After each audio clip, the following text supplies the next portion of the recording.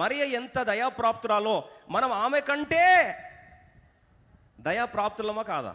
Yes అనే వాళ్ళు చేయొద్దండి. ఎస్, నిజంగా ఆయన దయను పొందుకుంటే, ఆయన కృపను పొందుకుంటే, if you truly obtain the grace of God. ఈరోజు యేసు ప్రభు అంటేనే కృప సత్య సంపూర్ణుడు. యేసు ప్రభు ద్వారా కృప వెంబడి కృప. మోషే ద్వారా ధర్మశాస్త్రం వచ్చింది, యేసు ప్రభు ద్వారా కృప పరిచయం చేయబడింది. అంటే యేసు ప్రభు ఒక మాట నన్ను గుర్తు చేసుకుంటే పర్యాయ పదం ఏంటండి? కృప. నా బిగ్గర చెప్పండి, నా వెనకల కృప. యేసు ప్రభు అంటే కృప. అంటే యేసు ప్రభు పరిచయం చేసింది ఏంటండి? కృపను పరిచయం చేశాడు.